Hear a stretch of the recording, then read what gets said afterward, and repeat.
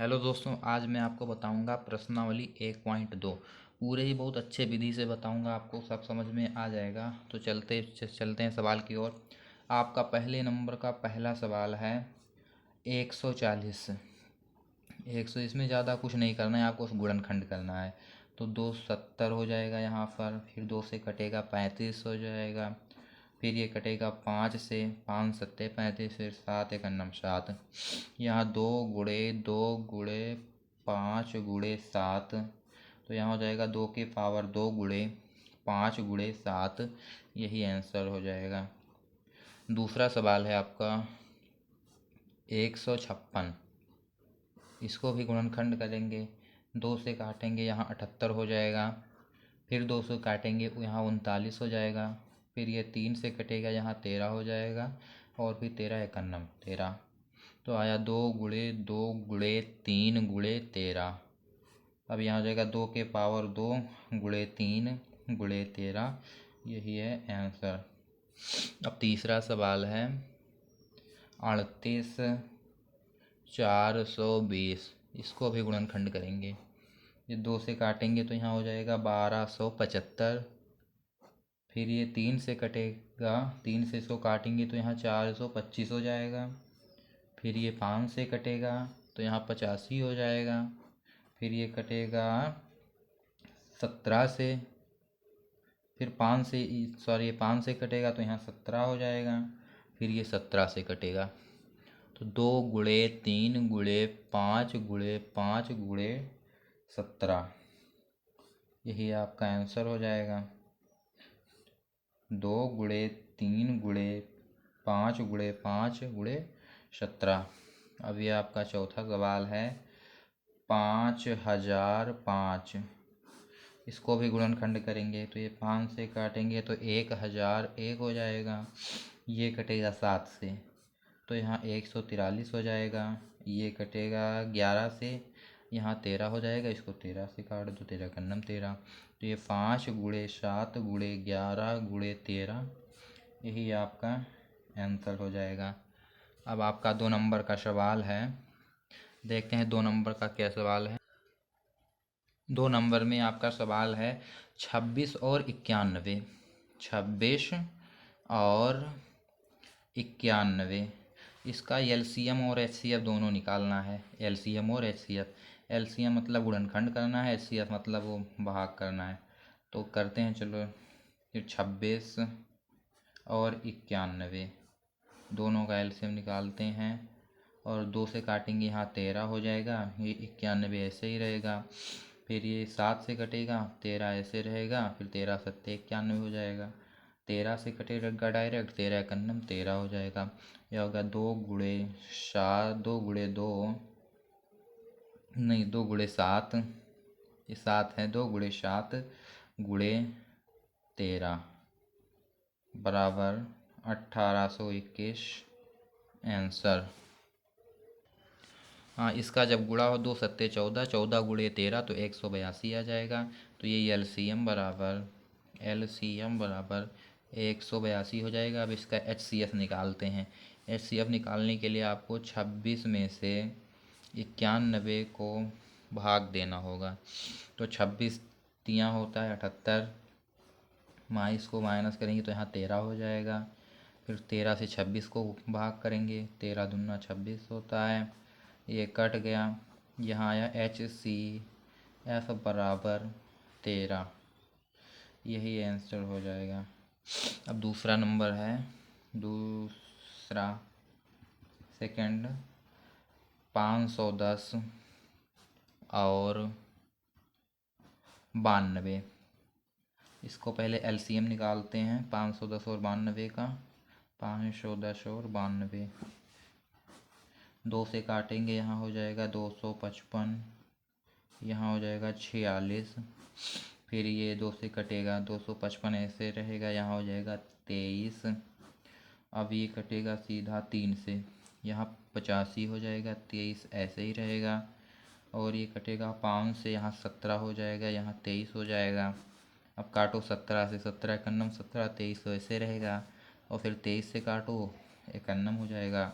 और फिर हो गया ये 2 गुणे 3 गुणे 5 गुणे 17 गुणे 23 सॉरी।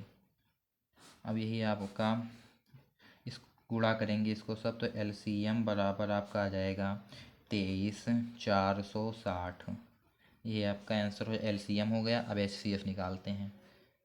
एचसीएफ इसको करेंगे हम 92 को भाग करेंगे 510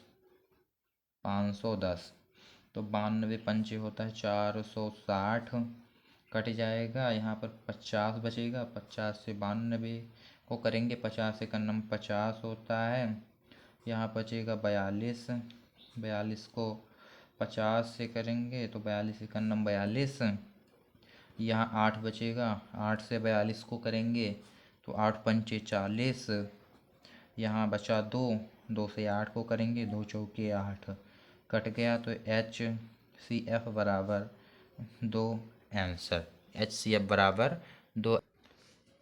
ये आपका तीसरा सवाल है। 12, 15 और 21, इसमें ज़्यादा कुछ नहीं करना है। पहले उतार लेंगे 12 का बनाएंगे वो, तो 12 का हो जाएगा गुणनखंड बनाएंगे 2 गुणे 2 गुणे 3, 2 दूनी 4 3 12। इसको आप लिख सकते हैं 2 के पावर 2 गुणे 3 के पावर 1। ऐसे ही 15 का बना लेंगे, तो 15 का हो जाएगा 3 गुणे 5, 3 पचे 15। इसको आप लिख सकते हैं 3 के पावर 1 गुणे 5 के पावर 1। ऐसे ही 21 का बना लेंगे, तो 3 गुणे 7 बराबर 21 होता है। इसको आप लिख सकते हैं 3 गुणे 1 गुणे 7 के पावर 1। अब लिखेंगे संख्याओं के सर्वनिष्ठ अभाज्य, संख्याओं के सर्वनिष्ठ अभाज्य गुणनखंडों का गुणनफल, गुणनखंडों का गुणनफल बराबर 3 के पावर 1 बराबर 3 तथा संख्याओं के सभी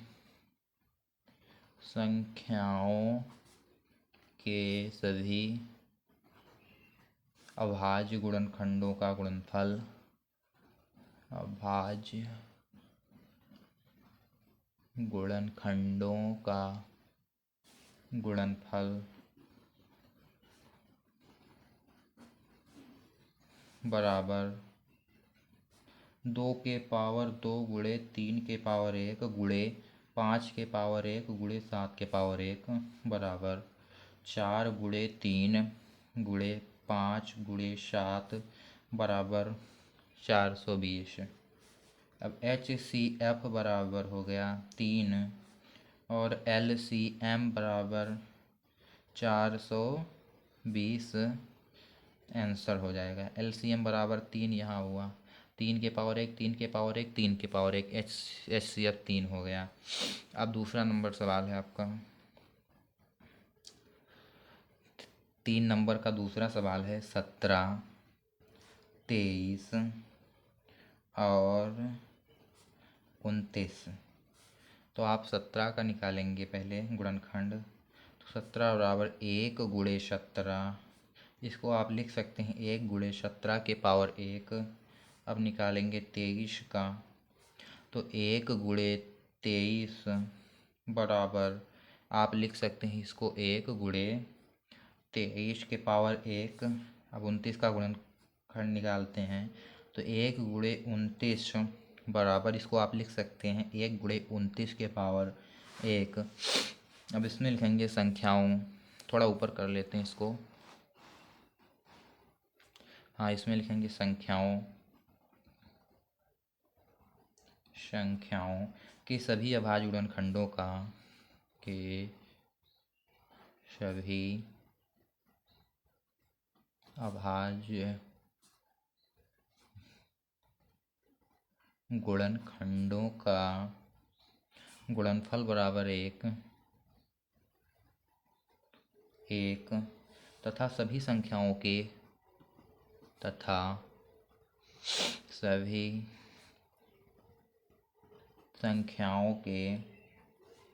सभी अभाज्य गुणनखंडों का सभी अभाज्य गुणनखंडों का गुणनफल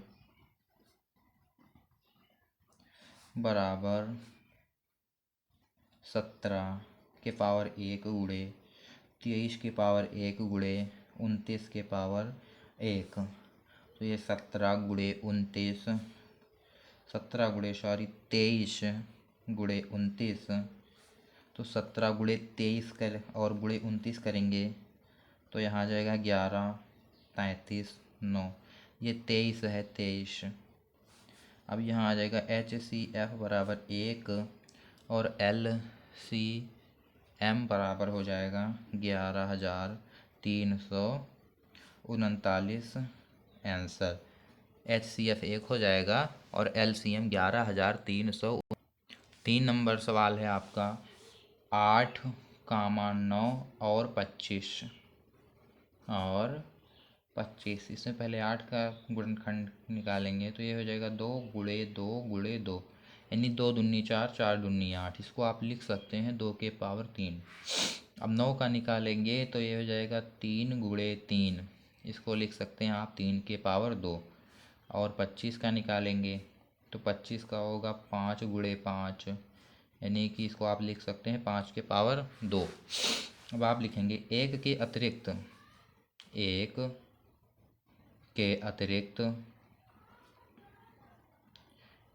के अतिरिक्त सभी संख्याओं का कोई